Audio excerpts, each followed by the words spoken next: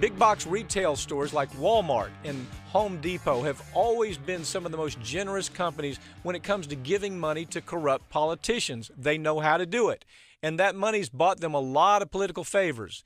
Joining me now to talk about big box return on investment for political elections is Dave TeSelle. David, who would have thought that big box retail stores are setting the pace and setting the direction of our politics in this country? I mean, to think that Walmart or Home Depot, any of these people are setting our politics, that's what's happening, isn't it? Big box stores. It's amazing when you look at how the total spending has grown 6 times from 2000 to 2014, that we've reached almost $30 million in spending on federal elections alone by the big box retailers. We're talking about Walmart, Home Depot, Target. These big businesses have really jumped into the political fray, and they've jumped in not just on small issues, but on all the big issues, on taxation, on health care, on the union-labor divide, and they're really influencing and changing the way the laws are being handled in this country.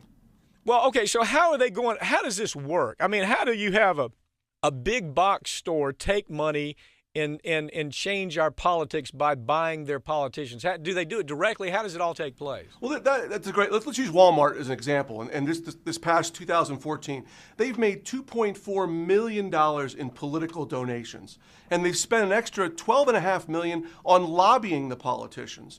And what they do is they actually give money to the politicians so that they can run their campaigns and they can beat out their opponents. And then once they're in office, the big box retailers lobby them and go to them and ask for favors. And they want things such as, in Walmart's case, the Walmart family wealth, they go and ask for the estate tax to be repealed so that the family can keep the money. And at the same time that their family has grown over 100% since 2007 in terms of their wealth, the typical household in this country, they've dropped 40%. It's that type of action. It's that type of big box companies coming in, going to the politicians, giving them money on the front end so that they can win elections, and then lobbying them and asking them for favors and for laws that are favorable to them once they're in office. Well, isn't part of it our fault because we actually give the big box stores so much money? I mean, we abandon mom and pop stores and we all want to shop at, the big box stores. Isn't that part of the problem? This is amazing. I mean, any city you go to in the country now, you seem to always see a Walmart and a Home Depot, and you don't see a diversity. You don't see the local businesses surviving because the big companies come in, and when they get their politicians elected, they change the laws to protect them and protect their business model. They basically have the taxation fall on the local communities, and they ask for the local communities to give breaks and things to the big box retailers to come in because they say that they're going to grow the labor force or help the economy. But the only people who are actually helping are the big box retailers themselves. Well, David, if you look at the last cycle of elections where you actually had minimum wages that were increased in so many places by way of votes, if you take a look at who put the money into trying to fight back to where, no, we don't want minimum wages increased, it was the big box stores, right? It was. I mean, it really was. And what's really interesting, and I don't know that people understand this, is that this is really good for Republicans and really bad for Democrats.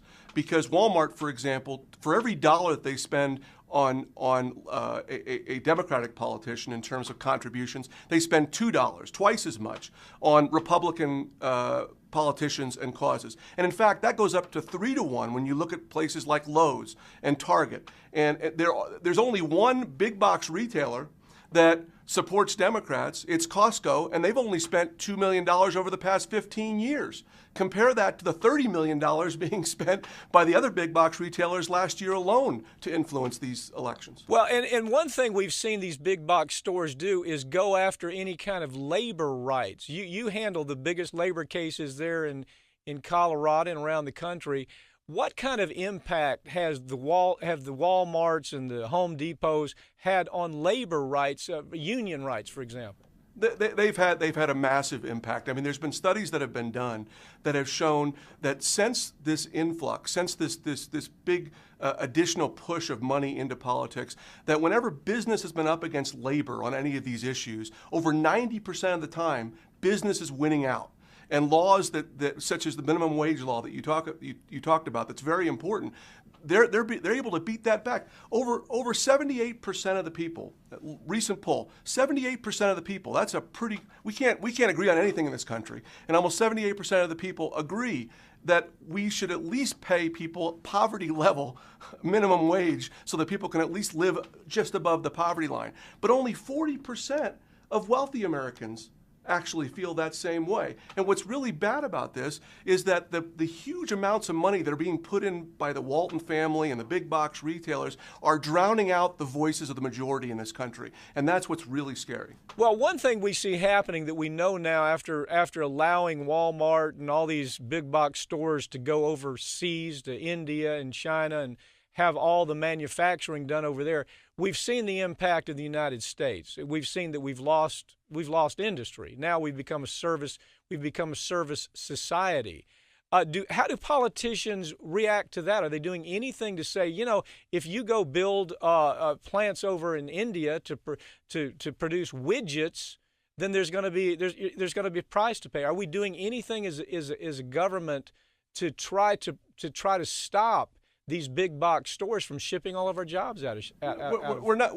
No. We spent how many times? 50 times they voted to defund or voted to against Obamacare. Our government, our Congress is not taking any action to protect the everyday worker and people in this country from the jobs going overseas and from all we are. As you said, we've become a service industry. We don't make anything anymore. And these big box retailers essentially come into the community. They put the mom and pop stores out of business, become a monopoly.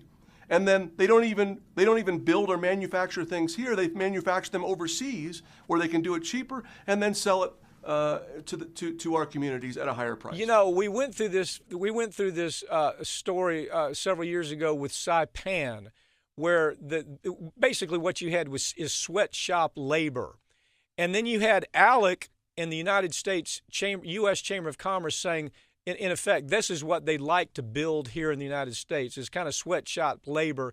Isn't that kind of what we're seeing in the big box setting already? Isn't this the first step towards that? I think it is. I mean, I think you talking about ALEC is important too. I mean, we're talking about big box retailers and the Chamber of Commerce actually writing the laws to allow them to do things like this, and then giving them to the congressmen or to who the officials that have been elected. And this is the first step toward doing that. I mean, you look at one of the other big problems we have here. We have Congress people, former Congress people, who were given. There's at Walmart. There's an Arkansas congresswoman, for example, who was paid $80,000 in campaign contributions, got elected, fought for all of Walmart's big ideas, and now that she's left Congress, is now an employee and a lobbyist for Walmart. Now she's at least directly being paid, as opposed to kind of the hidden way of being a paid-for congressman. As opposed to being bought as a politician. Exactly. David TeSelle, thank you for keeping us informed. Well, this is a story that gets bigger every day. People, it's almost like the frog that's boiling in the big pot of water. They don't even know they're boiling. Most people watching this right now wouldn't believe that they are that frog in the water. But just Absolutely. watch. Another 5 years, you'll see that you are boiling. Thank you for joining me, okay? Thank you.